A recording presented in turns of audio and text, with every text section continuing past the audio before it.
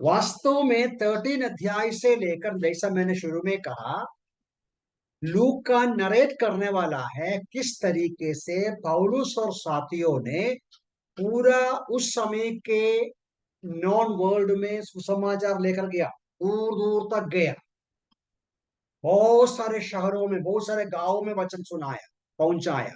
उसके पीछे का मुख्य रीजन क्या है?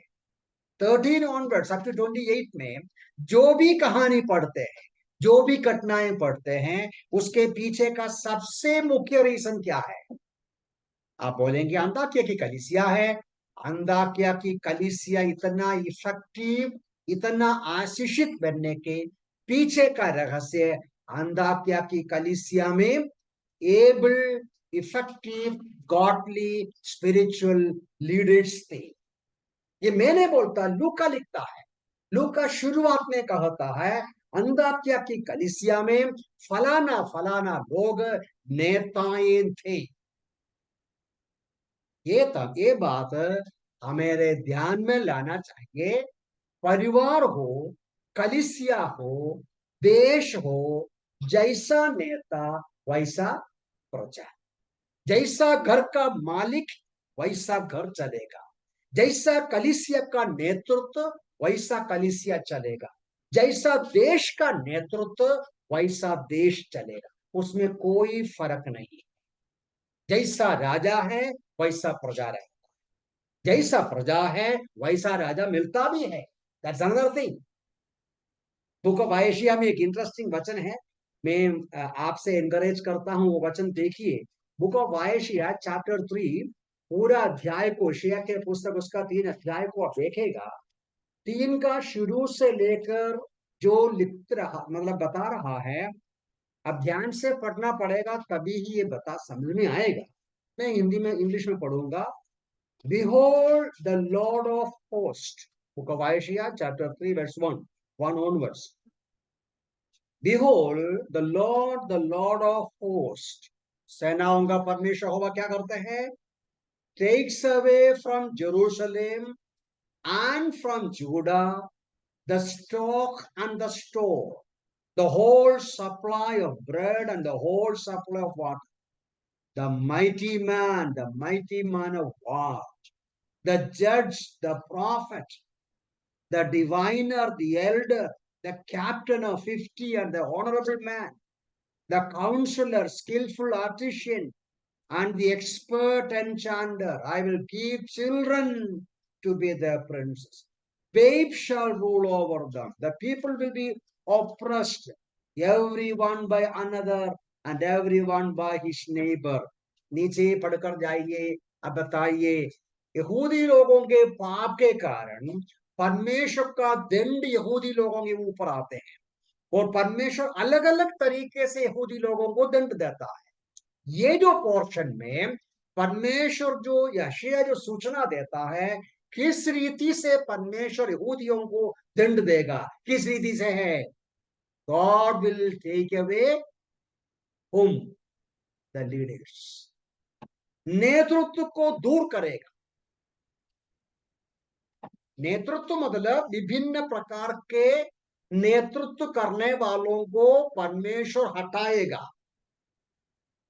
तो नेतृत्व कौन करेगा? बच्चे लोग करेगा, छोटे बच्चे लोग करेगा, जो जिसमें कोई ताकत नहीं, क्षमता नहीं। आप नीचे पढ़ेगा तो देखो, verse 12, as for my people children are their oppressors, women rule over them। और ऊपर उसके ऊपर के पदों को पढ़ेगा तो विमेन ऐसा इकट्ठा होते हैं, एक पुरुष को बोलेगा, देखो, हम आप तुम हमारा हमारा नेता बनो, हम आपको कपड़ा देगा, हम आपको प्रोविजन देगा, आप हमारा नेता बनो। नेताओं के लिए ढूंढते हैं। सो मेरा कहने का मतलब, ये बुक ऑफ आयशिया भी ये बात समझाते हैं। इवन एंड मेनी अदर पासेजेस भी, इट्स ए ब्लेसिंग। परमेश्वर के भाई मानने वाले, गॉडली स्पिरिचुअल इफेक्टिव, देन क्या बोला मैं, और क्या शब्द इस्तेमाल करना है, ऐसे नेतृत्व कलिसिया में होना, घर में होना, देश में होना आशीष है, उसका एब्सेंस श्राप है। Again, it's a blessing. But when you have godly leaders to rule you, to lead you, to guide you, when there is an absence of godly leaders, remember, it's a curse. Curse on whom? The people. इसलिए कभी never take it for granted. क्या है? When there are somebody to lead us, to guide us. ये बड़ा fashion है. Politics में देखो, religion में देखो, कलीसिया में देखो, कलीसिया को चलाने वाले, नेतृत्व करने वाले या विश्वासियों को गाइड करने वालों के ऊपर हमला करना, it's a fashion, it's a normal nature of man to rebel against the authority, to rebel against the leaders. किधर भी देखो, to rebel against the leaders. किसी को भी लगता है उसको अधिकार है उसको नीचे करना, उसके खिलाफ काम करना. मैं आगे ज्यादा बोलना नहीं चाहता. इधर से अंताक्या की कलीसिया का ब्लेसिंग ये है कि अंताक्या की कलीसिया में परमेश्वर का भय मानने वाले कुछ आदरणीय गॉडली इफेक्टिव लीडर्स थे. इसलिए we see everything beyond chapter 30. ठीक है, तो यहां से इन पदों में से उन गॉडली लीडर्स का क्या गुणों को देख सकते हैं. जरूर आज का जो संदेश है कलीसिया के लीडर्स के लिए है. जो है वचन में तो पढ़ना पड़ेगा, देखना पड़ेगा. हमें बुरा लगेगा तो भी, सुनने वाले को बुरा लगेगा, सुनाने वालों को बुरा लगेगा. ये वचन है, दो धारी तलवार है, दोनों साइड में कट करता है. तो भी बोलना जरूरी है, बोलना अच्छा. ठीक है, व्हाट आर द लेसन. मेरे सामने जो है 5 बातें हैं, फटाफट मैं आशा करता हूं आपके सामने रखूंगा. At least 5 things are there. ये जो अंताकिया की कलीसिया के नेतृत्व के कुछ गुणों मेरे ध्यान में सबसे पहले ये आया. क्या है? इस कलीसिया के नेतृत्व का एक विशेषता के रूप में ये देख सकते हैं. कितने लोग उधर हैं? कितने लोगों का नाम लिखा है लूका? आप भी देखिए आपका बाइबल में. इधर मेरे सामने जो बैठे हैं जवाब दीजिएगा. 4. और कान खोल कर देखो, नहीं आंख खोल कर देखो. 3. नहीं नहीं नहीं नहीं, देखो. There were certain 5. prophets and teachers. Barnabas, Simeon. Simeon is called Niger. Lucius, Manaen, who had been brought up with Herod the Tetrarch. Saul. कितना है? 5 है ना? 5. तो ये 5 लोगों के बारे में जब हम देखेंगे, ये 5 लोगों के बारे में आपको आइडिया है मेरे ख्याल से. सबसे पहले बारनबस. बारनबस के बारे में हम पहले ही देख चुका है ना. चैप्टर 4 में हम देखता है और अन्य जगह में देखा. वो में ज्यादा वर्णन करने का जरूरत नहीं. सबसे पहले देखता है चैप्टर 4:36 में. बरनबास का कौन सा मूल देश का है? वो साइप्रस का है. साइप्रस का है, लेवी गोत्र का है. ये सब हमने पढ़ा और वो विश्व उसके बारे में कई बातें पढ़ा, मैं रिपीट नहीं कर. बरनबास. और इंटरेस्टिंग बात यह है, ये जो लिस्ट में सबसे पहले बरनबास का नाम लिखता है, लेकिन आगे जाएगा तो बरनबास किधर जाएगा? पीछे जाएगा, है ना. इधर जो सबसे पहले, अभी पता नहीं, शायद बरनबास को पहला लिस्ट में पहला इसलिए किया होगा. और हम अंदाज कर सकते हैं बरनबास विश्वास में और सेवकाई में सीनियर है. वो सीनियर विश्वासी है या सीनियर लीडर है. ठीक है. नंबर 2 कौन है? साइमन या सिमियोन, who was called निगर. अब हिंदी भाषा में जो निगर का असली मीनिंग लिखा है, जो काला कहलाता है. ये जो सिमियोन का दूसरा नाम था निगर, निगर शब्द का मतलब ही काला है, कालिया लगता है. वो अफ्रीकन मूल का है, अफ्रीकन मूल का काला चमड़े वाला यहूदी है. Anyway, number 2, sorry number 3. अभी भाई द वे कुछ लोग बोलता है ये जो शिमियोन है यीशु मसीह का सूली उठाया हुआ शिमियोन है, ऐसा भी कहते हैं, लेकिन कोई प्रूफ नहीं. नंबर 3 है लूसियस और साइरेने. हिंदी भाषा में शब्द है, मैं भूल जाता हूँ, वो तो बोलने को तकलीफ होता है. तो जो शब्द है ना, नाम, हिंदी में डिफरेंस है, इंग्लिश में डिफरेंस है। इंग्लिश में मैं बताता हूँ। लूसियस ऑफ साइरेने, वो उसके बारे में कहते हैं, वो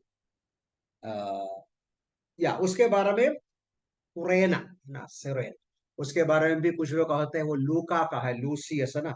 अभी मेरा हिंदी भाषा में लूकियुस, लुकियुस पुरेने के, वहां भी कुछ प्रूफ नहीं है, नहीं कुछ प्रूफ नहीं है, ऐसा लोग कहता है।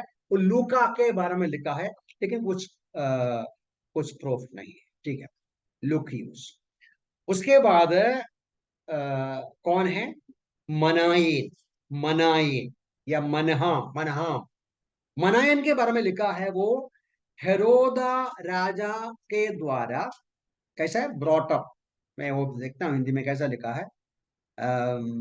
मनाहेम जिसका पालन पोषण चौथाई देश के राजा हेरोदास के साथ हुआ था।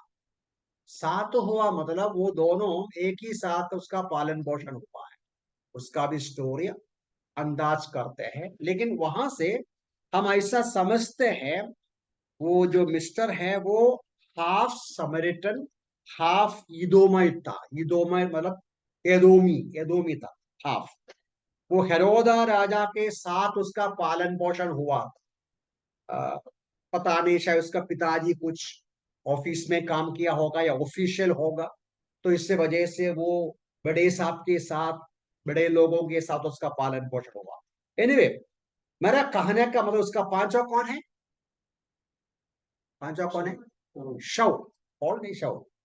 तो ये जो पांच लोगों को आप देखो, बराबर देखेगा तो पता चलेगा, एक साइप्रस का है, और एक अफ्रीकन बैकग्राउंड का है, एक सामरी, और ये जेंटाइल कॉन्वर्ट है, मतलब अन्य जाति से आया हुआ है, लूसियस जो लिखा है। और मनाहेद जो है वो एदोमी शमरी परिवार का है, और शाउल जो है यहूदी फरीसी। तो ये जो पांच लोगों का बैकग्राउंड आप देखेगा, तो पांच लोग पांच प्रकार के बैकग्राउंड से आते हैं, पांच प्रकार के बैकग्राउंड से। उसके बाद उसका उसका वरदान को देखो, उनका वरदान क्या है। उधर लिखा है, अंताकिया की कलीसिया में कुछ नबी तथा शिक्षक। ये पांच लोगों में कुछ लोग प्रॉफिट्स थे, कुछ लोग टीचर्स थे। अब प्रॉफिट कौन है, टीचर कौन है, ये भी मैं आपको सामने बताया हूं पॉइंट, मेरे ख्याल से। Who is a profit? Chapter 11 में हम देखा था प्रॉफिट्स के बारे में। हम लोग पढ़ते हैं इस विषय को, क्या विषय को पढ़ते हैं? प्रॉफिट्स के बारे में चैप्टर 11 28 में पढ़ते हैं। प्रॉफिट्स आया, वो भविष्यवाणी किया, परमेश्वर का वचन बताया कि अकाल आने वाला है। प्रॉफिट्स के बारे में और 21 में भी पढ़ते हैं, अभी लेता नहीं मैं।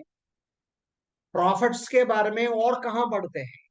पहला कुरिन्थी 12 अध्याय पढ़ते हैं, पहला कुरिन्थी 12वां अध्याय में।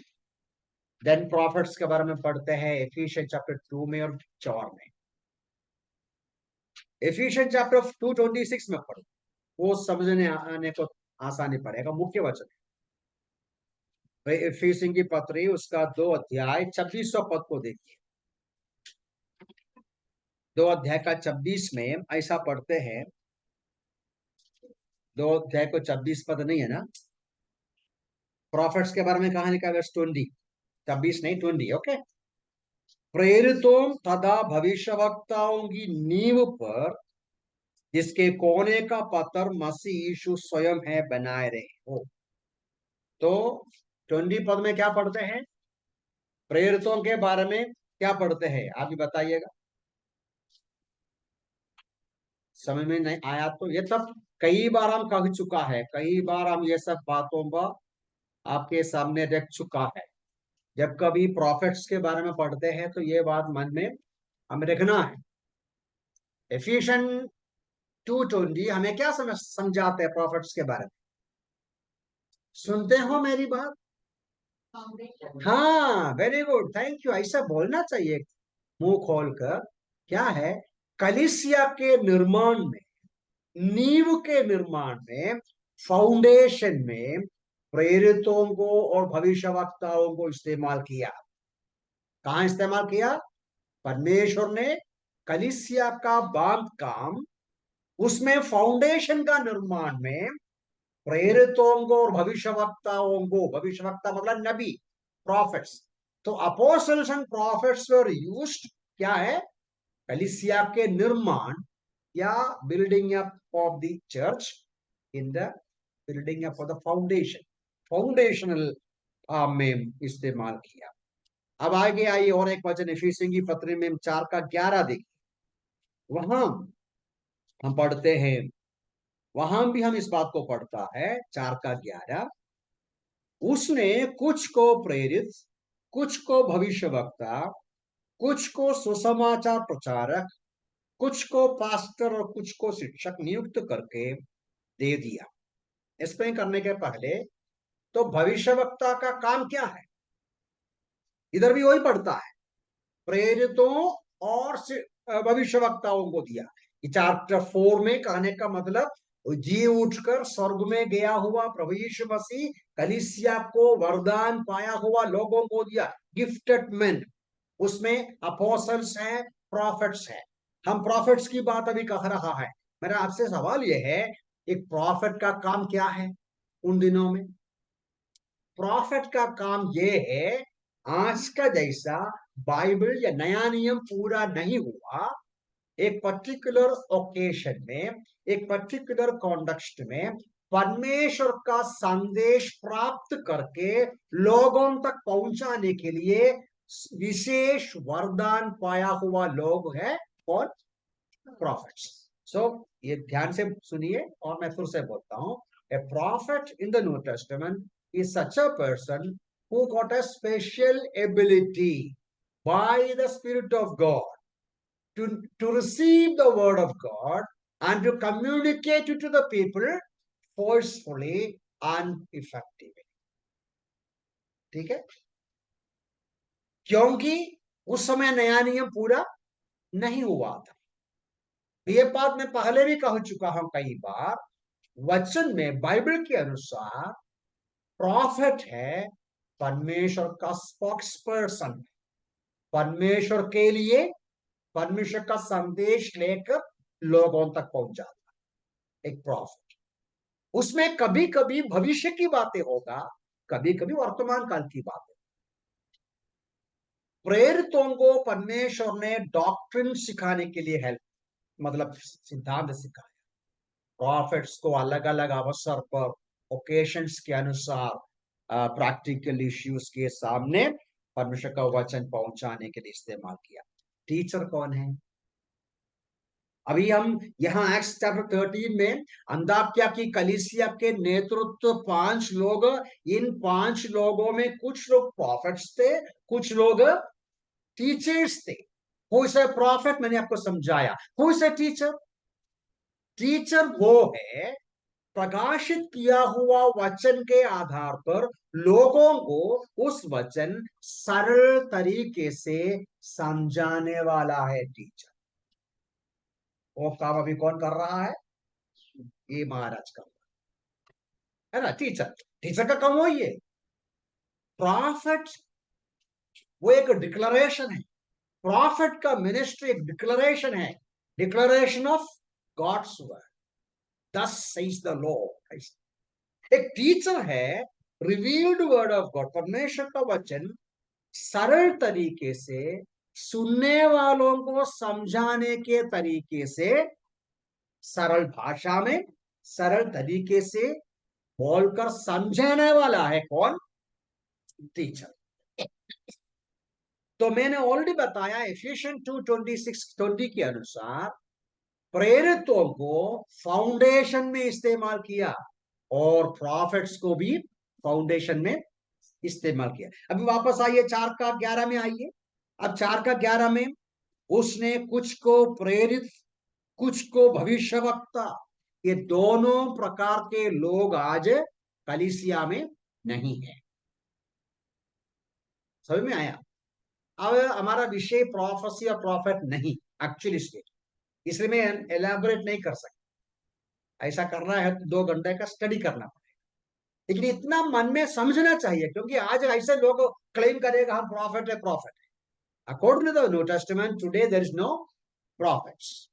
लेकिन आज भी प्रॉफिट के स्पिरिट वाला है, एक भविष्यवक्ता के आत्मा वाला है। उसी प्रकार परमेश्वर का प्रकाशित किया हुआ वचन डिक्लेयर करते हैं, घोषणा करते हैं, उसका डिक्लेयर करते हैं लोगों के सामने, वो जो प्रॉफिट के स्पिरिट के साथ। लेकिन प्रॉफिट नहीं है, no profit in the new testament. आज कोई प्रॉफिट नहीं, क्योंकि वो, लेकिन कौन है? टीचर जरूर है। और यहां लिखा है चैप्टर 4 का 11 में, जो नीचे है, मतलब प्रेरित नहीं, भविष्यवक्ता नहीं, बाकी कौन है? तो समाचार प्रचारक, पास्टर, शिक्षक नियुक्त करके दिए हैं। अभी इंग्लिश में, हिंदी में, सब भाषा में थोड़ा सा हमारा फेमिलियरिटी नहीं है ना, इसलिए थोड़ा डिस्टर्बेंस होता है वो पढ़ते समय। ठीक है, एनीवे, मेरी आशा है। तो पूरा मिला के हमारा पहला मुद्दा क्या है? अंताकिया कलीसिया के उन 5 नेतृत्व के भाइयों के संबंध में हमें मिलने वाला पहला एक लेसन क्या है? विभिन्न बैकग्राउंड से आते हैं, विभिन्न प्रकार के वरदान पाया हुआ लोग, लेकिन कलीसिया में हम क्या समझ सकते हैं? एकता के साथ कलीसिया का नेतृत्व करते हैं। तो ये एक बड़ा एक सबक है। कलीसिया में नेतृत्व वैरायटी ऑफ डिफरेंट बैकग्राउंड से, डिफरेंट एबिलिटी के साथ, लेकिन एक मन में, एकता में वो सेवा करते हैं। वो बात हम भूल नहीं सकते। ये मेरा पहला मुद्दा है उनके बारे में। इधर लूका लिखता है, लूका ऐसा लिखता है, 5 प्रकार के लोग, 5 बैकग्राउंड के लोग, 5 डिफरेंट प्रकार के वरदान पाया हुआ लोग उस कलीसिया में थे।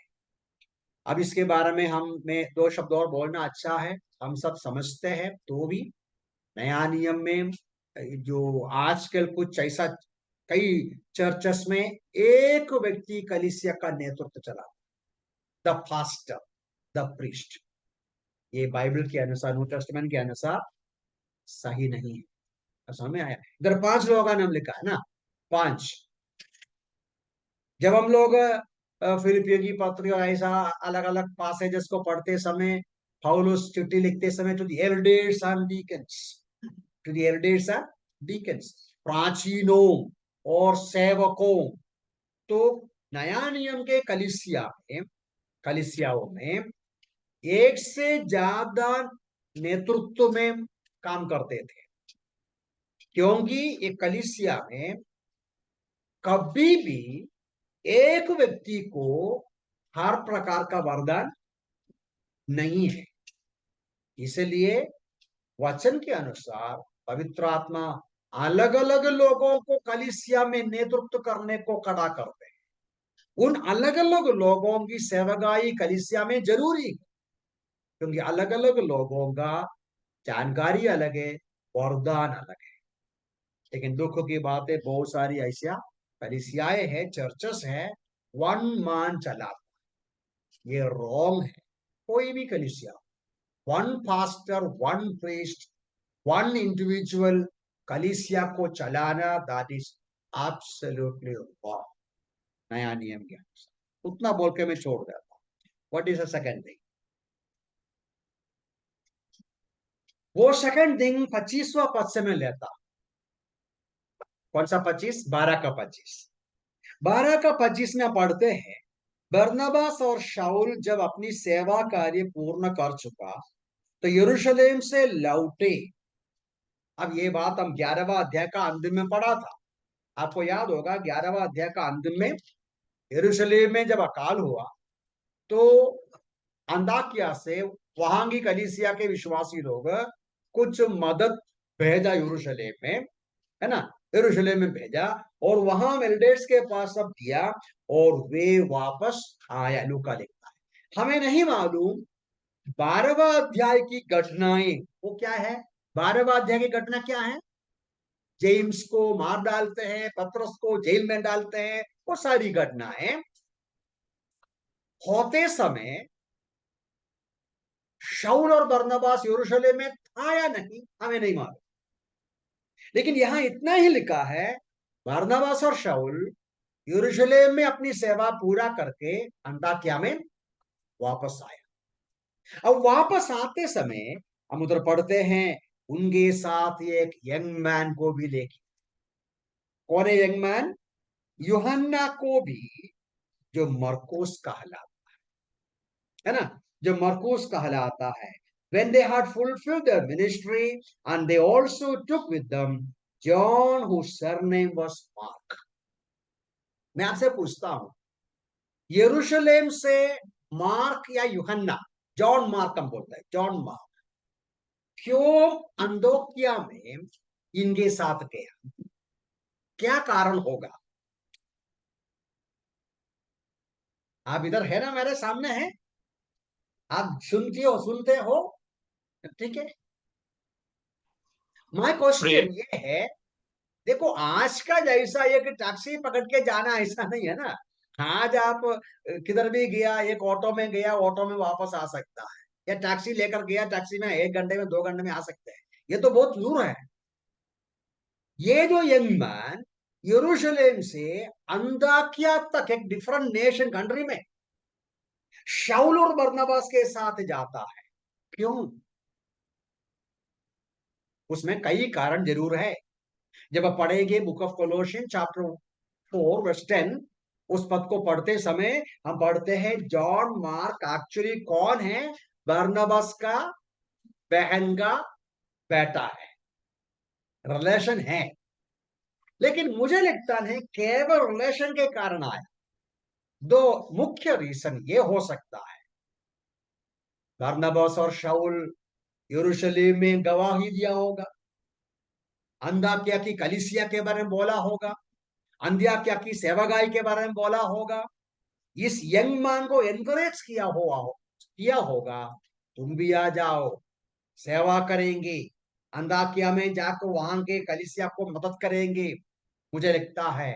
तो मैं इसलिए यहां से मैं ऐसा लेना चाहता हूं, ये जो अंताकिया के नेतृत्व प्रोत्साहन करने वाले थे। नेतृत्व कैसे करते थे?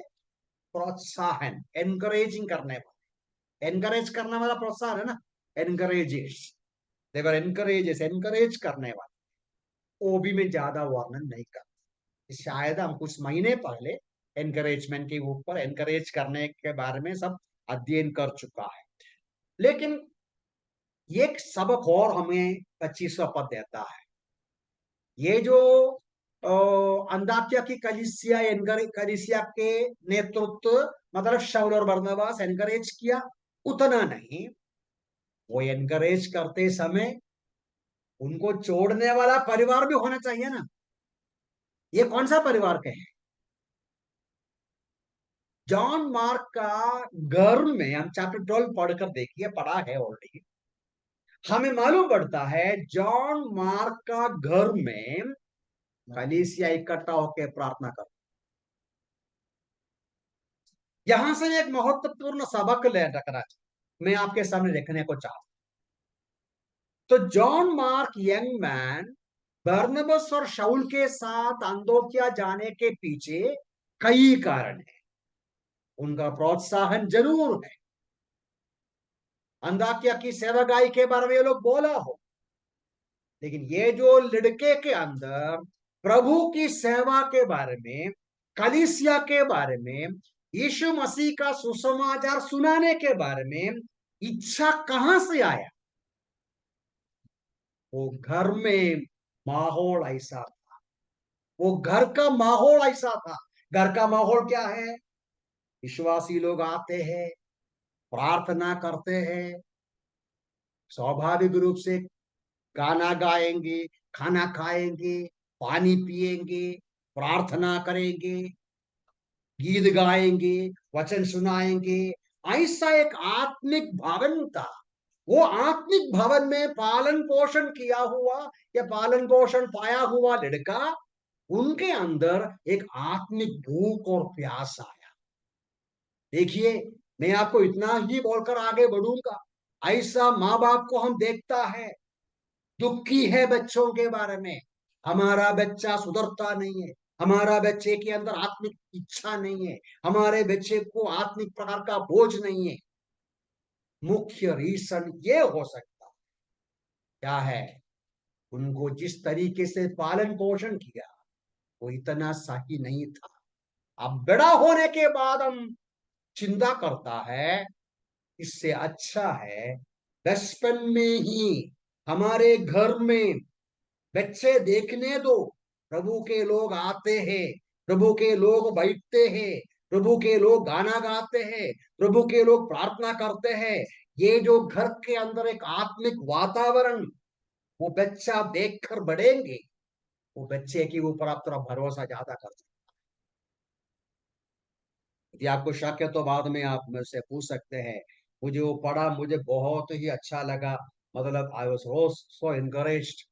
जॉन मार्क के पीछे उनका माँ बाप का भी क्या बोलेगा यार, शॉर्ट है, ठीक है। उतना बोलकर मैं आगे जोड़ दूंगा। सो मैं दो ही बात बताया। They were from different background with different gift, variety of gifts. They work together for the assembly. Number two ये है, they were encourages, they encourage young man in the service of. तो मैं एक बात ब्रैकेट में छोड़ दिया। Children, if you want your children to be spiritually minded, ऐसा वातावरण घर में बनाए। नंबर थ्री, यह पढ़ते हैं वर्स 2 में। इस कलीसिया के नियम देखो, लूका जैसा लिखता है, ask the minister to the Lord and fast। Hindi भाषा में, जब वे उपवास तथा प्रभु की उपासना कर रहे थे। अंताकिया की कलीसिया के प्राचीनों का, जिम्मेदार लोगों का और एक गुण वहां देखता है। क्या है वो एक गुण? आराधना करने वाले। अब इंग्लिश भाषा में लिखा है as they ministered unto the lord. Hindi भाषा में लिखा है उपासना कर रहे थे। मलयालम भाषा में लिखा है आराधना। ये एक मीटिंग हमें लगता है नॉर्मल असेंबली गैदरिंग के अलावा, उपवास के साथ, मतलब नॉर्मल वीकली असेंबली एक्टिविटीज के अलावा, अंताकिया की कलीसिया एक विशेष प्रकार का मीटिंग आयोजित किया। और कौन सा मीटिंग है वो? मीटिंग में क्या क्या है? उपवास के साथ का एक मीटिंग है, और वहां आराधना है, वहां प्रार्थना है। काय के लिए होगा मीटिंग? किस कारण से होगा हमें नहीं मालूम। अब बाय द वे, आराधना सुनते ही सबके मन में क्या आता है? लॉर्ड सपर। ये भी हमने पहले देखा था लॉर्ड सपर के बारे में। आराधना लॉर्ड सपर नहीं है। अधिकांश विश्वासियों का विचार हमारे बीच में, खास तौर से, आराधना मतलब लॉर्ड सपर है, प्रभु भोजन। फर्क है। प्रभु भोजन आराधना नहीं है। प्रभु भोजन प्रभु का स्मरण करने का मेमोरियल फीस्ट है। आराधना में प्रभु भोजन हो सकता है, लेकिन प्रभु भोजन आराधना में प्रभु भोजन का जरूरत नहीं, मतलब जबरदस्ती नहीं है, नॉट नेसेसरी। प्रभु भोजन में आराधना हो सकता है, लेकिन आराधना में प्रभु भोजन होने का जरूरत, नॉट कंपल्सरी। समझ में आया फर्क क्या है? आराधना प्रभु भोजन के साथ जो होता है, वो कलीसिया मंडली कलेक्टिवली हफ्ते में एक बार आकर करते हैं। हम प्रभु का स्मरण करते हैं। वो मीटिंग सचमुच में हम यीशु मसीह का स्मरण करने को, और स्मरण करते समय जरूर आराधना होता, उसमें कोई शक नहीं। लेकिन आराधना कब होना चाहिए? हमेशा होना चाहिए। Lord supper collectively once in a week, collectively मतलब कलीसिया के रूप में। आराधना बार बार। कब तक? सनातन काल। अकेला हो सकता है, परिवार के रूप में हो सकते हैं, कलीसिया के रूप में हो सकते हैं, यहां हो सकते हैं, वहां हो सकते हैं, और सनातन काल तक हम प्रभु के साथ आराधना करेंगे। तो यहाँ ये जो उनका गैदरिंग, ये जो प्राचीनों के बारे में खास तौर से लिखा है, आज दे मिनिस्टर टू द लॉर्ड। क्या है मिनिस्टर टू द लॉर्ड का सिग्निफिकेंस क्या है? एक वचन में पुराने नियम से पढ़ूंगा, तब आपको यह पता चलेगा इसका गंभीरता। निर्गमन में है, एक्सोडस, एक्सोडस का निर्गमन 28 का 41 देखिए। एक्सोडस 28 का 41, एक्सोडस 28 का 41। सबसे पहले वन है, क्यों वन ही देखिए, पहला पद। Now take Aaron and your brother and his sons with him from among the children of Israel, that he may minister to me as priest. ध्यान दिया हुआ वचन। तो हिंदी में मुझे हेल्प करना, बाद में मैं पूछूंगा आपको। he may minister to me as priest, है ना? हिंदी में कैसा है? उतना ही नहीं मिला, कोई बात नहीं। 28 का 41 देखिए, 41 सेम शब्द है, सिमिलर शब्द है। उधर लिखा है, so you shall put them on Aaron your brother and on his sons with him. You shall anoint them, consecrate them, sanctify them, that they may minister to me as priest. उसका वो हिंदी बोल सकते क्या मुझे? They may minister to me as priest. आपके बारे में नहीं, हिंदी हिंदी वाला नहीं। ओके, मुझे लगता है मैं हिंदी देखा नहीं। सेवा करना ना, सेवा करना होगा, पता नहीं क्या शब्द है। ओके, सेवा करना, मिनिस्टर टू मी। ये मिनिस्टर टू मतलब देखो, प्रीस्ट के रूप में, प्रीस्ट का काम क्या है? पुराने नियम में आप जानते हैं, एक प्रीस्ट का काम क्या है? प्रीस्ट का काम नॉर्मली लोगों के लिए परमेश्वर के सामने बात करना है। प्रॉफिट का काम परमेश्वर के लिए लोगों से बात करना। भविष्यवक्ता परमेश्वर के लिए मनुष्य से बात करेगा, प्रीस्ट लोगों के लिए परमेश्वर से बात करेगा। तो ये दोनों वचन में हम क्या पढ़ा? एक प्रीस्ट के रूप में वे मेरी सेवा करें, मतलब ये है प्रभु के लोगों की सेवा करना, प्राइमरली प्रभु की सेवा करना। अब समझ में आया? प्रभु के लोगों की सेवा करना, हमको लगता है मैं लोगों की सेवा करता हूं, लेकिन परमेश्वर हमारी सेवकाई ऐसा लेते हैं, अपने लिए लेते हैं। कोई एक मीनिंग है। ये इज़ीकियल का वचन में भी है, वो मैं पढ़ता नहीं, समय भी खत्म हो रहा है। इज़ीकियल 45 का 4 में है, 44 का 15-16 पदों में कई जगह में लिखा है। तो बेसिकली ये नहीं, देखो अभी मैं आपको सुना रहा, ये भी God takes it as a ministry to him and he will reward me, not you. Any ministry is basically a ministry to God. It is God it is God who rewards the person who minister unto. वो एक बात। और दूसरी एक बात यह है कि हमारा सबसे, देखो मैं लूक्स गॉस्पेल में यीशु मसीह ही एक उदाहरण के रूप में बोला है। लूका रे सुसमाचार उसका, लूका रे सुसमाचार उसका 17 अध्याय में आएगी। यीशु मसीह एक पैराबल के रूप में वो कहा, तो भी वहां एक बहुत मीनिंगफुल है। Chapter 17, Luke's gospel chapter 17 verse 7 and 8 पदों में जल्दी पढ़ता हूं मैं। वहां लिखा है, लुक्स गॉस्पेल चैप्टर 17, तुम्हें से कौन ऐसा है जिसका दास हल चला। दास क्या करता है? लूका 17वां अध्याय का 7वां पद में पढ़ा, दास हल चलाता है और भेड़ों को चराता है, कि जब दास खेत से लौट कर आए तो वो दास से कहे, शीघ्र भोजन करते बैठ। क्या वो उससे नहीं कहेगा मेरे खाना के लिए कुछ बना, साफ वस्त्र पहन तथा जब तक मैं खा पी ना लूं मेरी सेवा कर, तत्पश्चात तू भी काफी। यहां यीशु मसीह बता रहा है हमें तीन प्रकार की जिम्मेदारी। कितने प्रकार की? तीन प्रकार। तीन प्रकार की सेवा करना। एक है हल चलाना, वो कहां? वो कहां? फील्ड में सेवा करना, खेत। दूसरा है स्वामी की सेवा करना है, स्वामी की। स्वामी की सेवा करना मतलब स्वामी का दिल को संतृप्त करना है, स्वामी का सेवा करना है। उसके बाद किसकी सेवा करना है?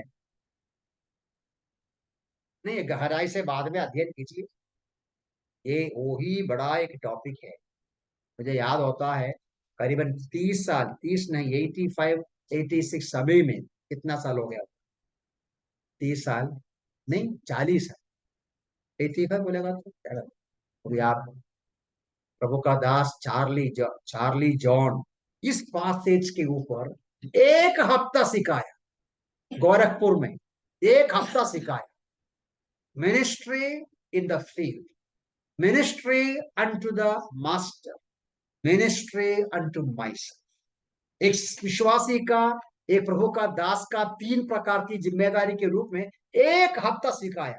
मैं अभी भी स्मरण है उस संदेश का फोर्स।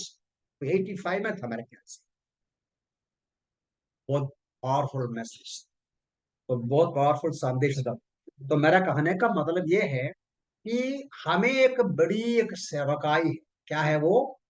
फील्ड में सेवा है, अपने लिए एक सेवा है, लेकिन सबसे मुख्य सेवा किसके सामने है? हमारा प्रभु के सामने। उसकी सेवा करना है। उसकी सेवा करना मतलब उनका मन को संतृप्त करना है, उनको खुश करना है, उनके नाम की बड़ाई करना है, उनका स्तुति आराधना करना है। तो ये जो अंताक्या की कलीसिया के प्राचीन लोग हैं, इस बात पर बहुत ही इंटरेस्टेड थे।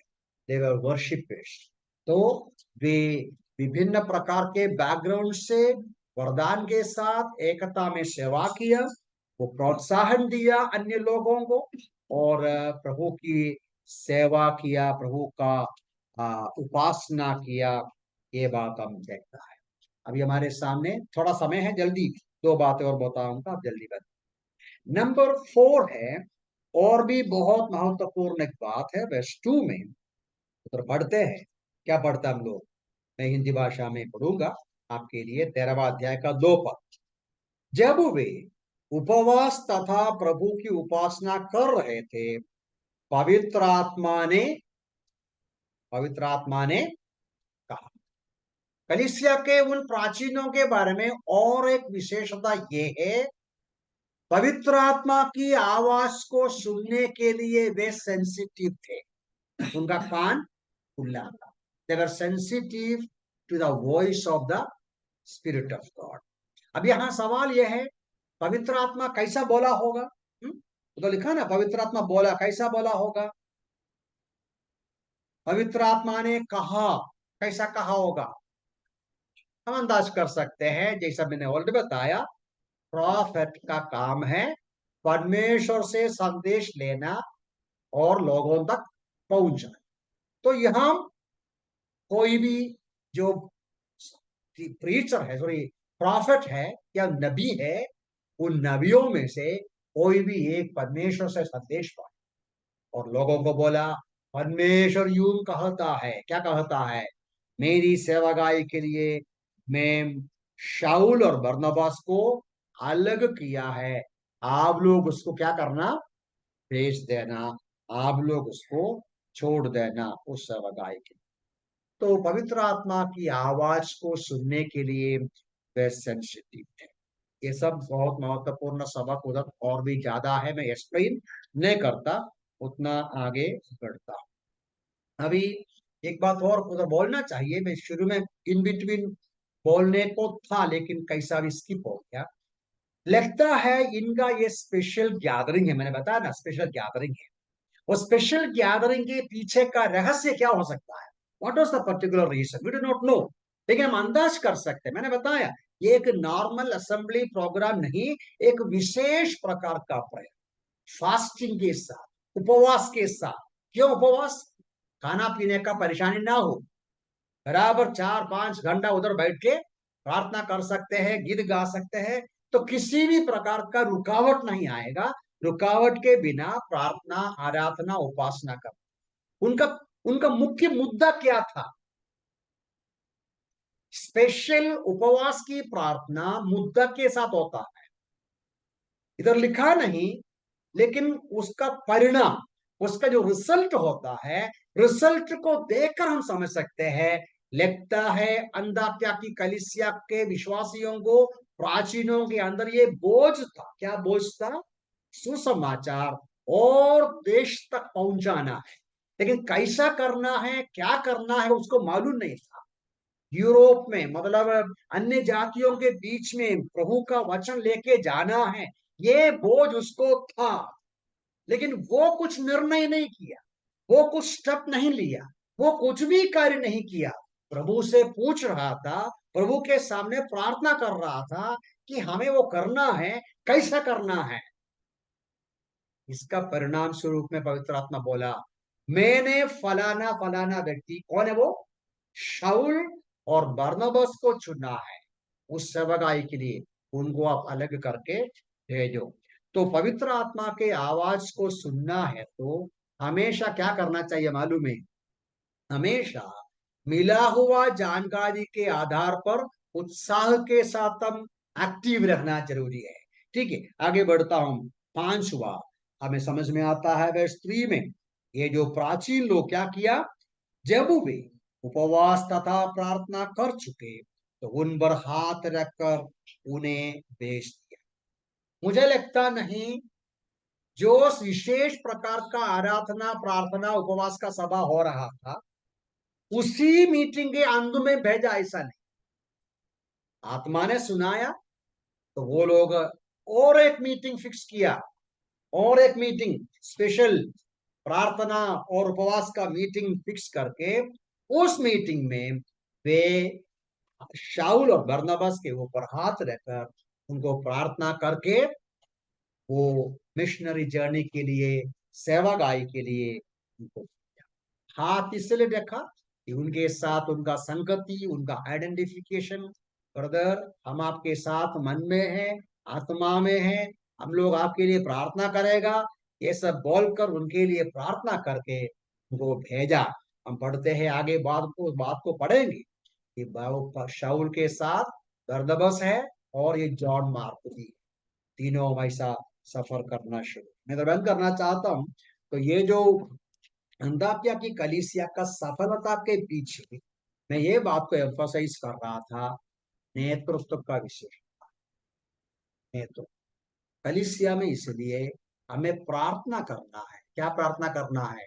प्रभु जी, ऐसे लोगों को कलीसिया में खड़ा करना जो कलीसिया में इफेक्टिवली, उचित रूप में, वचन के अनुसार, आत्मा के नियंत्रण में, आत्मा के इच्छा के अनुसार कलीसिया का देखभाल करना। ऐसे लोगों को प्रभु कलीसिया में चलाना, सॉरी कलीसिया में उठाना है, क्या खड़ा करना। अब इंटरेस्टिंग बात यह है, शाऊल और बरनबास को कलीसिया नहीं चुना। किसने चुना? परमेश्वर ने चुना। शाऊल और बरनबास को वे खुद चुना नहीं। वो एक दिन उठ के हमको थोड़ा सेवकाई करने का इच्छा है ऐसा बोला नहीं, पवित्र आत्मा बोला। ये परमेश्वर की सेवा है। बस इधर बंद करेंगे, प्रभु हमें सहायता करे। कई सबक देखा हम, खास तौर से ये देखा कलीसिया के नेतृत्व को क्या गुण चाहिए, वो बातें देखा, मैं रिपीट नहीं करता। उसके अलावा ये भी देखा, जॉन मार्क का जो कहानी से एक सबक देखा, जैसा घर में वातावरण है, प्रार्थना करने वाले, वचन पढ़ने वाले, गीत सुनने वाले, आराधना करने वाले परिवार में बच्चे बढ़ते आते हैं तो उनके ऊपर वो प्रभाव ज्यादा है, इन्फ्लुएंस ज्यादा है। वो भी हमें मन में, बस हम यही बंद करेंगे, प्रभु हमें वचनों से सहायता करें प्रभु पिता।